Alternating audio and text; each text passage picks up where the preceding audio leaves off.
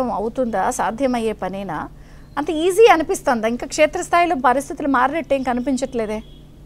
ఇప్పుడు పోలీసు గనక నిజాయితీగా చిత్తశుద్ధితోటి రూల్ ఆఫ్ లా కట్టుబడి మేము ఈ కేసు ఛేదించాలి, ఇక్కడ శాంతి భద్రతలను కాపాడాలి అని చెప్పాను కనుక వాళ్ళు ఒక కృతనిశ్చయంతో డ్యూటీ మైండెడ్గా పనిచేయడం మొదలు పెడితే ఎంత కష్టతరమైన కేసునైనా వాళ్ళు ఛేదించగలుగుతారు.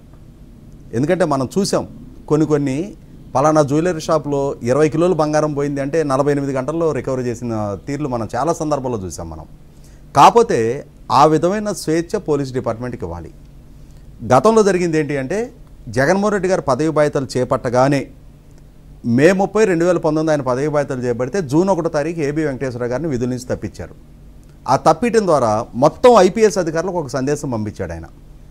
అలాగే ఒక కులం పేరిట కొంతమందిని, ఒక పార్టీ పేరిట ఇంకొంతమందిని ఇన్స్పెక్టరు, సబ్ ఇన్స్పెక్టర్ స్థాయి అధికారులను, డిఎస్పీ స్థాయి అధికారులని వాళ్ళ డ్యూటీలకు దూరం చేశారు. దాంతో మొత్తం సిబ్బందిని ఒక రకమైన భయోత్పాతానికి గురి చేసి నా మాట విని తీరితేనే మీకు కెరీర్ సెక్యూర్ అవుద్దనే ఒక భయంతో ఒక రకంగా హిప్నటైజ్ చేసి తనకు అనుకూలంగా మలిచేసుకున్నాడు. ఆ మలిచేసుకున్న పర్యాసనం రాష్ట్రంలో పోలీసింగ్ ఎంత దిగజారింది అనంటే సిబిఐ ఒక హత్య కేసు అక్యూజ్డ్ని అరెస్ట్ చేయడానికి భయపడే పరిస్థితులు. అక్కడ ఎస్పీ స్వయంగా నేను మీకు ప్రొటెక్షన్ ప్రొవైడ్ చెయ్యలేను అని చేతులెత్తేసే పరిస్థితులు. అంటే ఎక్కడి నుంచి ఎక్కడికి దిగజారింది రాష్ట్రం.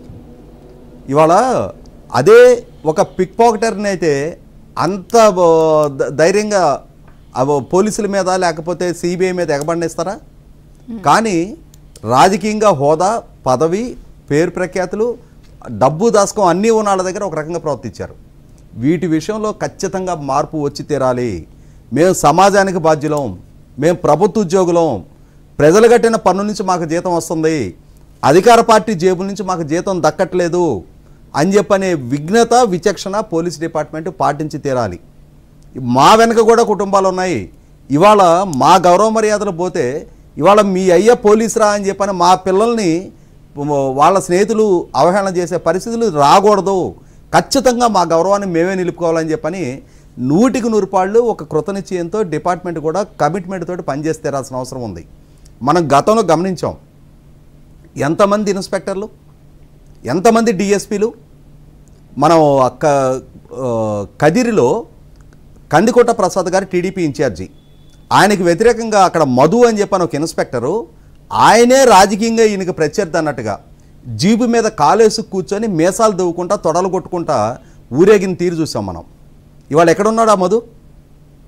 అలాగే చినగౌస్ అని చెప్పని ఒక ఇన్స్పెక్టర్ పరిటాల సునీత గారి మీద, శ్రీరామ్ మీద, రాప్తాడు ఎమ్మెల్యే తోపుదుర్తి ప్రకాష్ రెడ్డి కళ్ళల్లో ఆనందం చూస్తే చాలు అని చెప్పని ఎంత చెలరేగిపోయి ప్రవర్తించాడు. ఎంతమంది ఇన్స్పెక్టర్లు ఈ విధంగా. మీకు అమరావతి రైతులు అమరావతి టు అరసవెల్లి అని చెప్పని వాళ్ళ పాదయాత్ర చేసుకుంటుంటే డిఎస్పీ రామచంద్రాపురం, డిఎస్పీ అమలాపురం వాళ్ళిద్దరూ మాధవరెడ్డి, బాలనాగిరెడ్డి బాల నరసింహారెడ్డి వాళ్ళిద్దరూ రైతుల మీద భౌతిక దాడి చేశారు.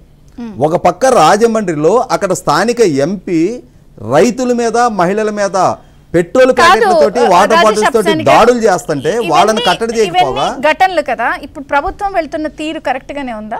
అంటే రకరకాల విమర్శలు వస్తున్నాయి. చెప్తుందానికి చేస్తుందానికి డిఫరెన్స్ ఉందని. ఒకటి వాస్తవం, ప్రభుత్వం పరిస్థితి ఎట్లా అయిపోయిందంటే బియ్యంలో రాళ్ళు ఏరే పరిస్థితి కాకుండా రాళ్లలో బియ్యం ఏరుకోవాల్సిన పరిస్థితి వాళ్ళ కళ్ళ ముందు కనిపిస్తూ ఉంది. అంటే ఇవాళ జగన్మోహన్ రెడ్డి గారు మొత్తం వ్యవస్థని పొల్యూట్ చేశారు. ఆ పొల్యూట్ చేసిన వ్యవస్థలో నుంచి ఖచ్చితంగా అందులో నుంచి ఆఫీసర్స్ అని పిక్ చేసుకోవాలి. ఇప్పుడేం ఓవర్ నైట్ వేరే గ్రహం నుంచి అధికారులు రారు. కాబట్టి ఏంటంటే అందులో నుంచే అధికారులను పిక్ చేసుకోవాల్సిన బాధ్యత ఉంది. ఆ పిక్ చేసుకునే ప్రాసెస్ లో ఉంది, మెకానిజం సెట్ చేసుకుంటా ఉన్నారు. అదే సందర్భంలో గతంలో బాధితులుగా మారి పోస్టింగ్ దూరం జరిగిన